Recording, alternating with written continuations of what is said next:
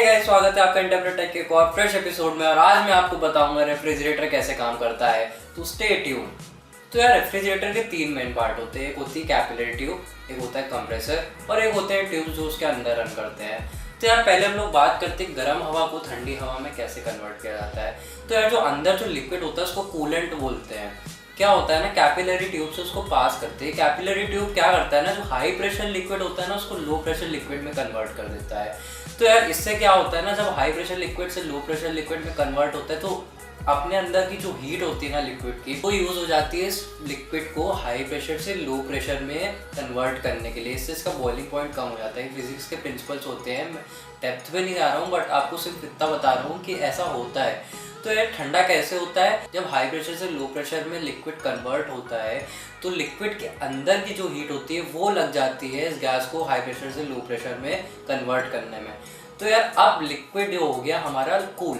तो अब क्या होता है, ये लिक्विड अंदर रेफ्रिजरेटर पे जाता है और उसकी गर्मी एब्जॉर्ब करता है। और वो गर्मी एब्जॉर्ब करते करते आपने ऐसे ट्यूब्स देखे होंगे रेफ्रिजरेटर के अंदर होते हैं, तो ये ट्यूब्स के अंदर से ये लिक्विड पास होता है। अब जैसे जैसे लिक्विड पास होता है अंदर की हीट से वो वेपर में कन्वर्ट हो जाता है। तो यार जब ये बाहर निकलता है ना तो ये वेपर के फॉर्म में होता है। ये वेपर होता है लो प्रेशर वेपर। तो वेपर होता है लो प्रेशर पे।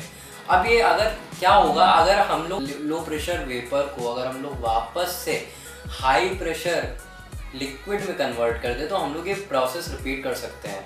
तो यार इस चीज़ को करने के लिए हम लोग जाते हैं, ये गैस जो होती है जाती है कंप्रेसर में। अब ये कंप्रेसर लो प्रेशर वेपर को हाई प्रेशर वेपर में कन्वर्ट करता है, क्योंकि तभी इसका नाम कंप्रेसर होता है, क्योंकि कंप्रेस करता है एयर को। तो जब ये एयर हाई प्रेशर पे हो गई क्रिएट, तो अब क्या होता है, नेक्स्ट स्टेप होता है जो आपने देखा होगा रेफ्रिजरेटर के बाहर लगा रहता है, ऐसे ऐसे करके जो ट्यूब लगे रहते हैं।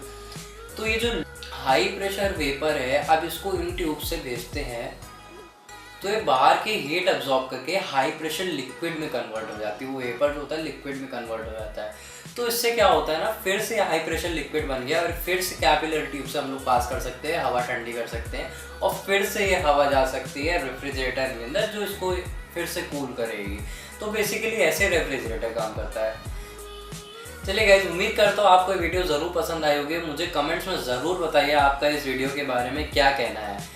मुझे फीडबैक दीजिए ताकि मुझे पता लगे कि अगले वीडियो में क्या इंप्रूवमेंट करना है। और अगर आपको ये वीडियो पसंद आई हो तो please do like, supports me a lot. Thank you so much for watching this video. अगर आगे ऐसे और वीडियो देखने हैं तो प्लीज़ सब्सक्राइब। बाय।